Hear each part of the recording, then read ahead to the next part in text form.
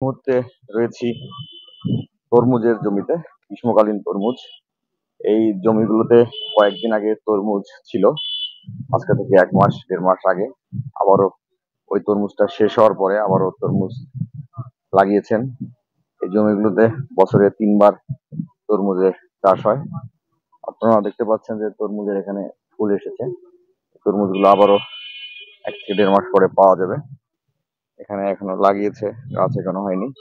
আমরা এই তরমুজ চাষাবাদ নিয়ে, এই তরমুজ কিভাবে চাষ করছেন এই নিয়ে কৃষকের সঙ্গে কথা বলার চেষ্টা করব। আপনারা দেখতে পাচ্ছেন যে কতগুলো তরমুজের জমি এখানে। আশা করছি সবাই আমার সঙ্গে থাকবেন, আমার ভিডিওটি দেখবেন। দর্শক, আমরা এই মুহূর্তে রয়েছি এখন চাষির কাছে। ওনার নাম হচ্ছে লালন দা। দাদা, কেমন আছেন? জি ভালো। দেখতে পাচ্ছি যে আপনারা তরমুজ লাগিয়েছেন। এই তরমুজ আপনারা বছরে কয়বার লাগান? ৩ বার। 3 বার না? বছরে ৯ মাসে ৩ বার। এই যে এখন যে আপনার যে গাছটি হয়েছে এটি কয় নম্বর? ২ নাম্বার। 2 নম্বর। জি। যদি আমাদের অনেক দর্শক জানতে চায় তরমুজ কিভাবে চাষাবাদ করেন, একটু যদি বলেন যে শুরু থেকে শেষ পর্যন্ত কি কি পরিচর্যা গুলো করা লাগে।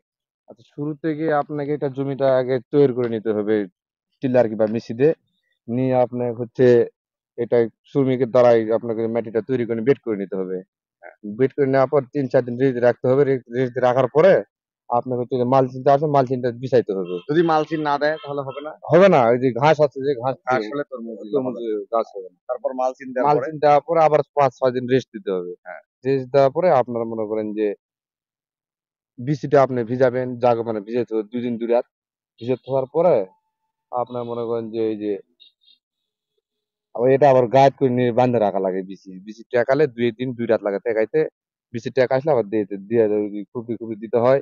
দিয়ে আপনার শুধু সামান্য একটু করে মাটি, উপরে একটু করে মাটি ফেলে দিতে হয়। দিয়ে তারপরে গাছ উঠলে এই যে তারপর ওষুধ পাতি দিয়েতে এই বিচিটা কোন কোন জাতের বীজ? এটা আমার বেশি কিছু না। এখানে আছে সিআর টাইগার আর সুপার কিং, কালো তরমুজটা সুপার কিং। আমরা দেখতেছি আপনি তরমুজের এই যে ডালগুলো কেটে দিচ্ছেন, এটা কাটে দেওয়ার কারণ কি? এটা না কাটলে ফল আসবে না আপনার। ফল আসলে বড় হবে না। তাই না? হ্যাঁ, একটা গাছে একটা ডালই যথেষ্ট। বেশি একটা ডাল গাছে কাটলে একটা ডালই যথেষ্ট, বেশি ডালগুলো কেটে দিচ্ছেন যেন বেশি করে ফল আসে। হ্যাঁ। যদি বলেন যে তরমুজের এই যে গ্রীষ্মকালীন তরমুজে কি কি রোগগুলো হয়? এখন সম্ভবত আপনার মনে করেন যে পচা, এটা বৃষ্টির কারণে পচানিটা বেশি হয়। পচানি, কারেন্ট পোকা এই ২ টাই সম্ভাবনা বেশি। পছনের আপনার সমাধান কি দিচ্ছেন আপনারা? কি ব্যবহার করতেছেন? আমি ব্যবহার করতেছি গোল্ডাজিম। গোল্ডাজিম।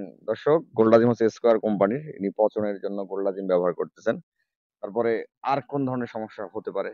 আপনার মনে করেন যে এবার তো আর অতটা ১ম টার্মে আপনার মনে করেন নুলি ম্যাসি যেটা আসলে ফল টেরা করতে এবার তো করবে না।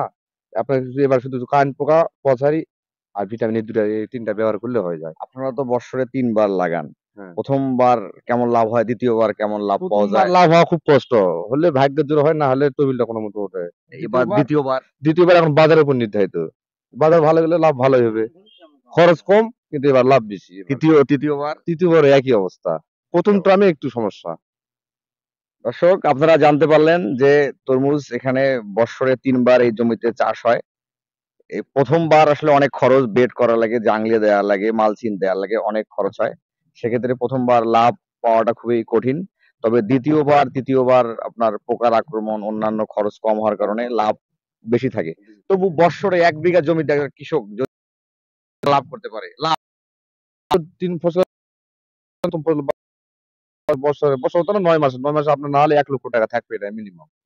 খরচ কেমন হবে? খরচ আপনার ধরেন ৳১,০০,০০০ ৩ ফসলে। দর্শক, আপনারা ৳২,০০,০০০ বিক্রি হবে। পুরো চাষাবাদ জানতে পারলেন যে ১ বিঘা জমিতে আপনার খরচ হবে ৩ বার চাষাবাদ করতে ৳১,০০,০০০। আপনার লাভ হবে, যদি কমপক্ষে লাভ হয় তাহলে ৳১,০০,০০০। দাদা, আপনাকে বিরক্ত করলাম না, কাজের ঠিক মাঝে। আছে। ভালো থাকবেন, আচ্ছা, ঠিক আবার আছে। দেখা আপনি হবে। ভালো থাকবেন। আচ্ছা। দর্শক, আপনারা জানতে পারলেন তরমুজের চাষাবাদ ব্যবস্থা। আমি চেষ্টা করব সরাসরি কৃষকের মাঠে বা কৃষকের কাছে নিয়ে গিয়ে তরমুজ চাষাবাদ জানানোর জন্য। সবাইকে ভালোবাসা জানিয়ে শেষ করছি। আল্লাহ হাফেজ।